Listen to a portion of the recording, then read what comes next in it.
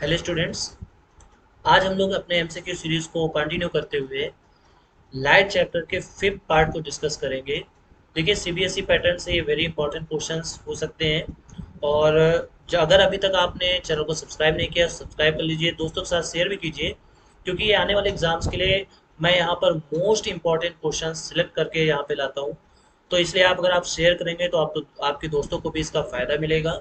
So let's start कि कौन कौन से ऐसे इंपॉर्टेंट क्वेश्चंस हैं जिनको हमें आने वाले एग्जाम्स के पर्पज से तैयार करना चाहिए। देखिए, पहला क्वेश्चन है,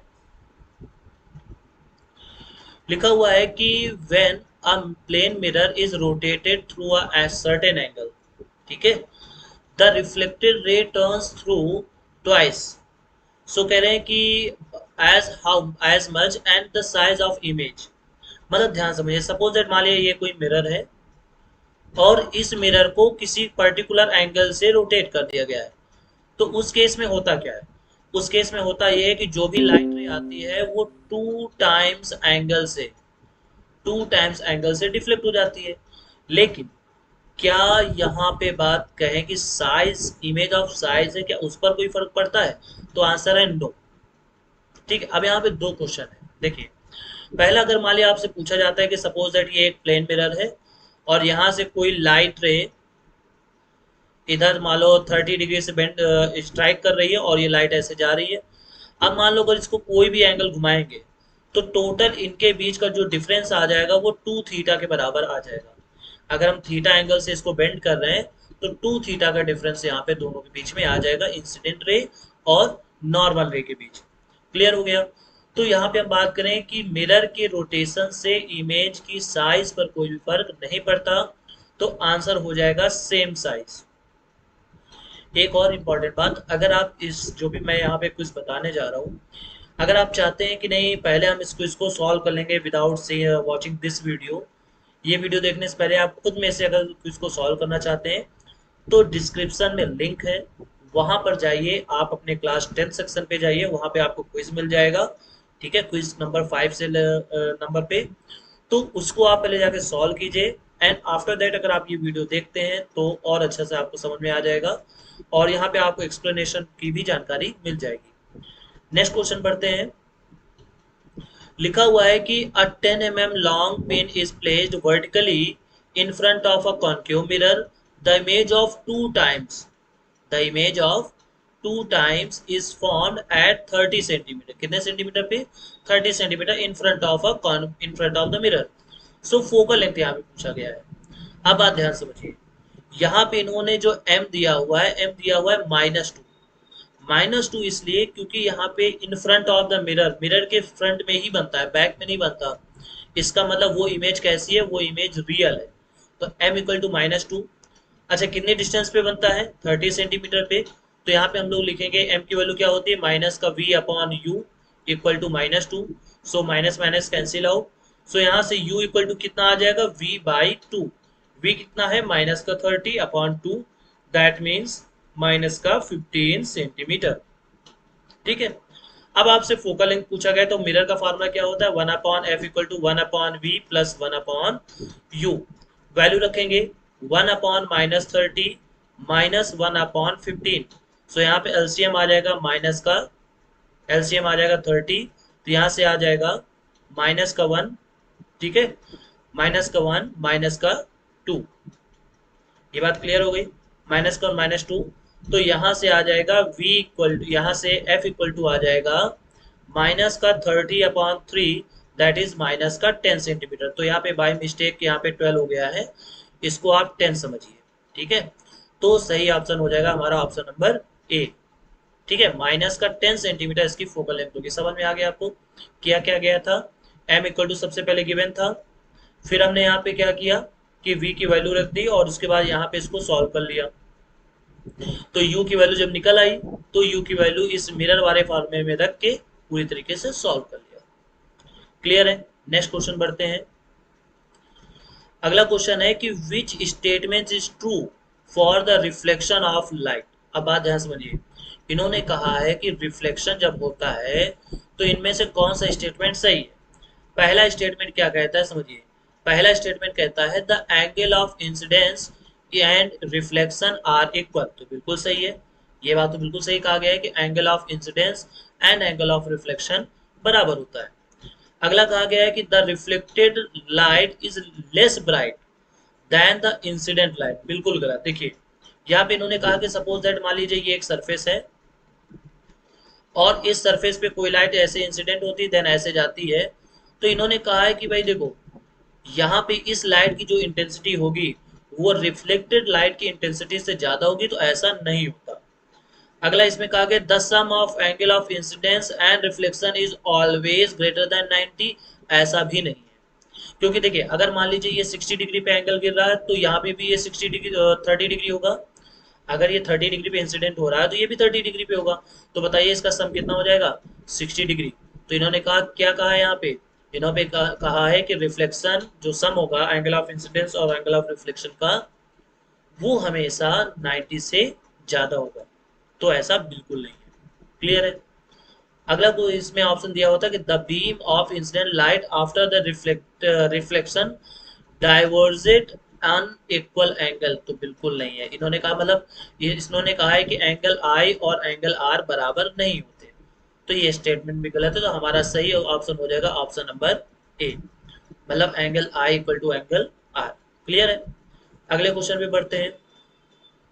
अगला क्वेश्चन देखिए इसमें कहा गया कि the image shows the path of the incident rays to a concave mirror, तो कह रहे where would the reflected rays meet. अब बात ध्यान समझिए, इन्होंने कहा है रिफ्लेक्टेड रेज कहाँ मीट करेंगी। अब समझिए यहाँ पे एक लाइन पैरेलल जा रही है, यहाँ पे एक लाइन पैरेलल जा रही है, एक लाइन फोकस से जा रही है। तो हमें पता है जो फोकस से लाइन जाती है वो कैसी हो जाती है, वो हो जाती है पैरेलल। ठीक है। और जो पैरेलल होती है वो कहाँ से जाती है, फोकस से होके जाती है। सो फाइनली यहाँ पे इनका मीट होगा, यानी हम ये कह सकते हैं सी और एफ के बीच में। तो हमारा आंसर होगा option number C, between C and F. Clear है। बात समझ में आ गई आपको, फिर से आपको एक बार समझा दें। देखिए यहाँ पे एक लाइट रे पैरेलल जा रही है, एक लाइट रे एफ से जा रही है। जो एफ से जाती है वो रिफ्लेक्शन के बाद पैरेलल हो जाती है, और जो पैरेलल होती है वो रिफ्लेक्शन के बाद एफ से पास होती है। तो बताइए यहाँ पर ये इसकी इमेज बन जाएगी। तो ये कहाँ पर इमेज बन रही है, सी और एफ के बीच में। तो हमारा आंसर होगा बिटवीन सी एंड, ठीक है, यहाँ पे ये हमारा आंसर हो जाएगा बिटवीन सी एंड एफ। तो अगला यहाँ पे क्वेश्चन है कि which statement is true for refraction of light. अभी हम लोगों ने कौन सा पढ़ा था, हमने पढ़ा था रिफ्लेक्शन वाला। तो अब हम लोग कौन सा पढ़ेंगे, यहाँ पे रिफ्रैक्शन के लिए कौन सा स्टेटमेंट ट्रू है। पहला स्टेटमेंट है the ratio of sine i and sine r is constant. मतलब इन्होंने कहा है साइन आई और साइन आर का जो रेशियो होता है वो कांस्टेंट होता है, बिल्कुल सही है, जिसको हम बोलते हैं reflective index of the medium. अगला अच्छा इसमें क्या सही हो सकता है, तो अगला कहा गया है कि the ratio of sine i and sine r is equal, बिल्कुल गलत। The sum of angle of incidence and angle of refraction, ठीक है, इज ग्रेटर देन 90 डिग्री, ये भी गलत है, ऐसा जरूरी नहीं है। उसके बाद अगला कहा है कि the beam of incidence light after reflection diverges at equal angle. तो देखिए यहाँ पे ऑलवेज की बात करें, बात ध्यान समझना, अगर ऑलवेज की बात करें तो ऑलवेज ये पॉसिबल नहीं होता है। ठीक है। तो ये भी आंसर रॉन्ग हो जाएगा। तो हमारा सही आंसर हो जाएगा the ratio of sine i to the sine r is constant. अब देखिए अगला क्वेश्चन है कि a beam of light incident on a plane mirror forms a real image on reflection, the incident beam is.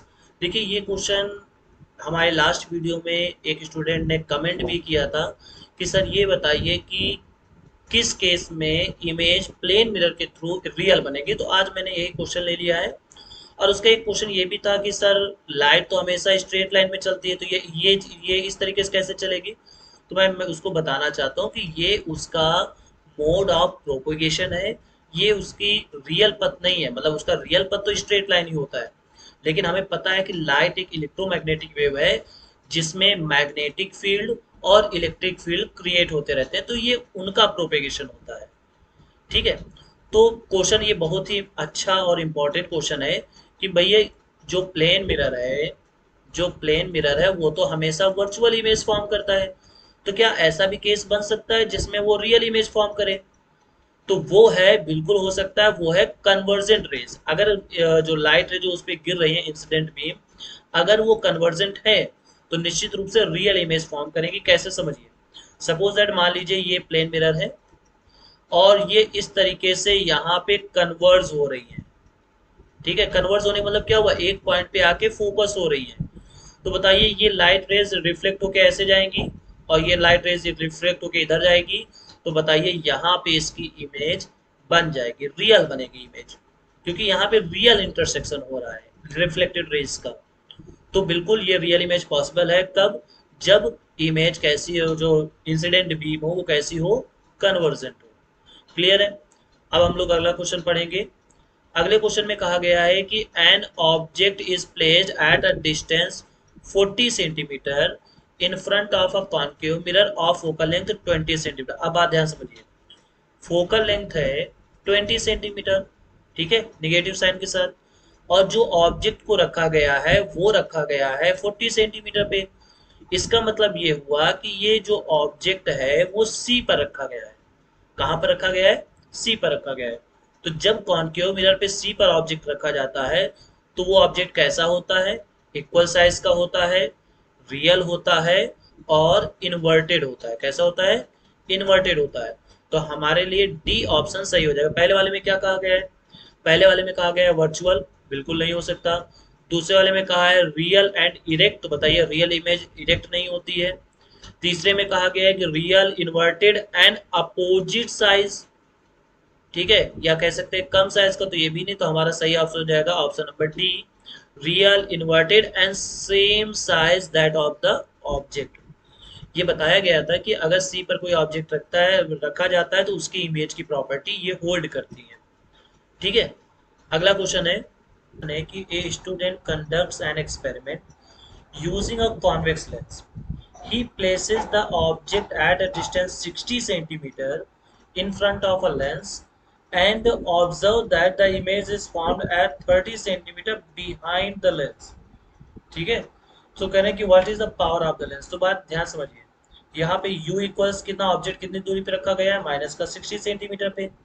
उसके बाद v कितना है, तो v बिहाइंड द लेंस बनता है, तो इसका मतलब प्लस का 30 सेंटीमीटर। सो हमें यहाँ पे बताना है पावर।